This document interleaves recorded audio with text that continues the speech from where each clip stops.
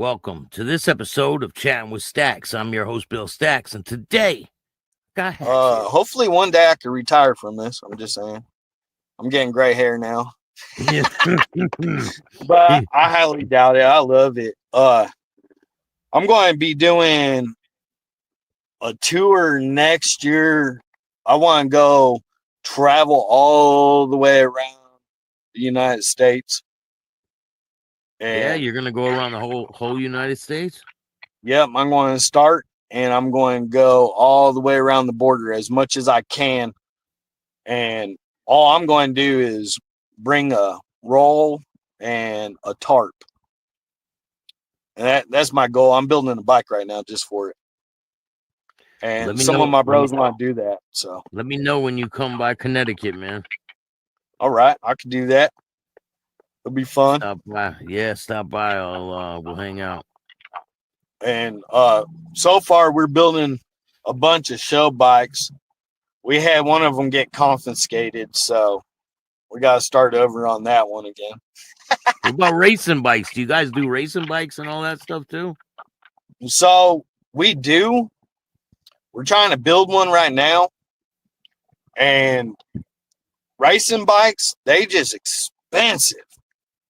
Definitely when you're running at NOS and it's just, we're getting there. We are getting there. And the random stuff that I have my guys build, like I have a 883 that we're turning into a four-wheeler just because I saw it on social media. And I was like, I want one of those four-wheelers. And then there's this zero turn that this guy put a 750 motor in. I was like, well, I want a lawnmower like that. So I keep my prospects pretty busy and they have to figure it out. I just get to ride it. That's the fun part about it.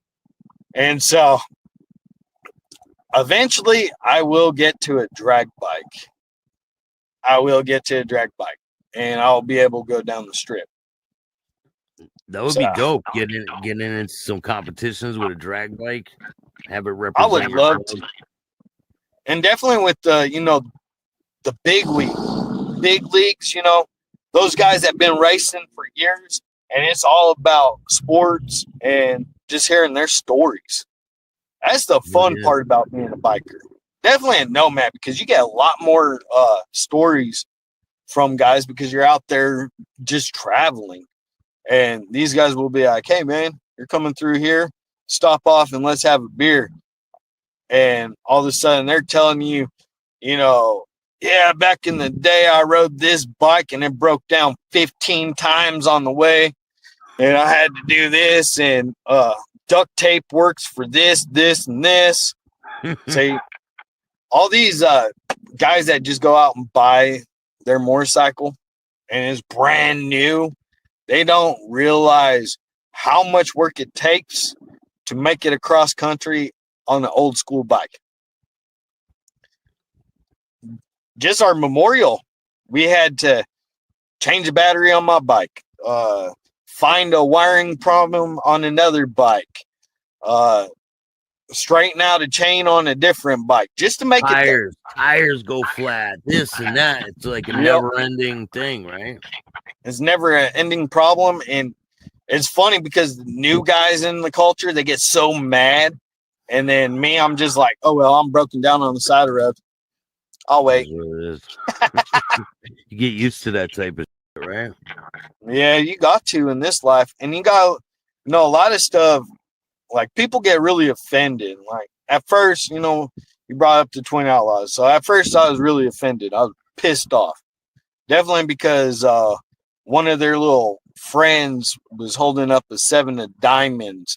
And he said, 1% can't take this off of me. And I was like, are you an idiot? Have you even read any of the stories back in the day? Like they take your finger. Like, don't do that. And your whole hand with the card in it, right? Yep. And he took down that video because of it, which I appreciate, but they stir up more than doesn't need to be stirred up. And they do it just for money. They do it for fame. Yeah, they gotta be law enforcement or something. They wear badges, so The best part about, like, I sent you a video of my founder talking, and a lot of people want to know about Twin Peaks. And he says right at the end, if you really want to know about Twin Peaks, ask somebody that was there. Ask them in person. Drink a beer with them. Reminisce with them. I showed you a video of them carrying bear. I know every one of those guys except for the guy that was pumping on his chest. But I know about him. And he died within 5 feet of an ambulance, and the police wouldn't even let him. And he was only shot in the hip and the leg. damn. They could have saved him. And that's how chaotic that scene was. And, you know, over the years, if people want to hear what my founder has to say, it's on Full Throttle. He finally talked about it. He's at that stage where he just doesn't want to talk about it anymore. And I don't blame him, because his son was the first one that was murdered that day. Sending prayers out to him. Yeah, it's a sad situation, man. It is.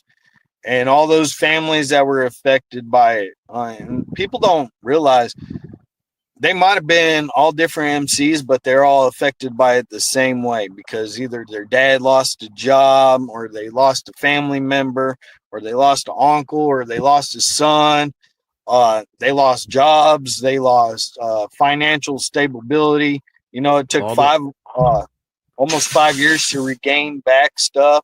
They couldn't have high jobs that they had before.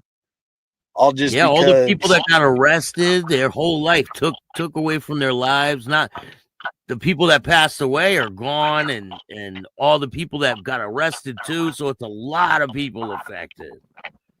And then it trickled down over the years and over the years. And that's why we ride. It's 100%. Never forgive, never forget that day. And you'll see a lot of my brothers on social media, Cossacks forever, forever Cossacks. No, I'll live Cossack, I'll die Cossack. And that's how I feel. You know, I tried stepping away, going to another home for a little bit, but it wasn't my home, so I came back home. And they opened up the arms for me. And I ain't going anywhere else.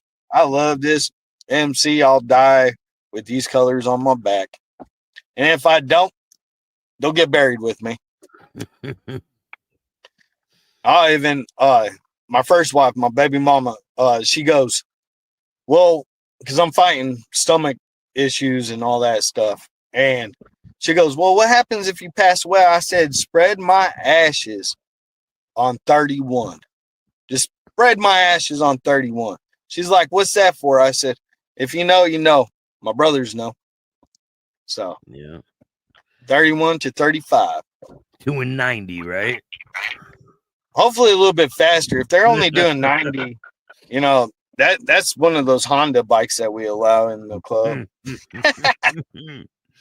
Well, I appreciate you, man. If anyone is out there and you want to tell your story from if you were in a club situation, if you were at this event, let me know. Hit up the email, reach out, and I'll be glad to hear your story.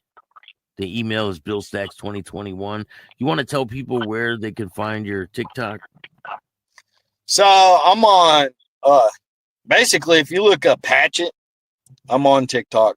Story time, all kinds of other things. And, you know, when I did my first interview, you only did like maybe one biker before me. And now look at you. I did a bunch way back, but I spaced them out quite a bit. And then when I interviewed you, I started getting into it a lot, man. Yeah, I was telling a bunch of my guys, you know, he was an old school gangster, right? You never were in the biker scene. No, I was so you member. I was a former honest, gang member. Yep, and you have that honest opinion. And that's what I like about you. Thank you, man. That's what I like about you. I appreciate it. All right. Thank you, Well, much man. Have love a to great day. Definitely. Is there anyone you want to give a shout out to before we go?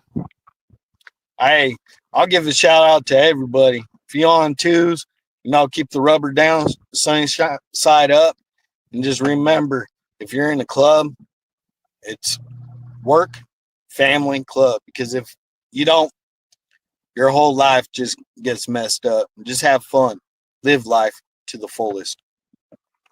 And rest in peace, all the people who lost their life at Twin Peaks, and sending prayers to their family. I appreciate you, man. Thank you. Yep, not a problem. If you like this show, hit the like button, subscribe, hit the notification bell so you can get my videos every time they drop. And if you don't like the show, too bad. Start your own podcast. Peace. Thanks, man.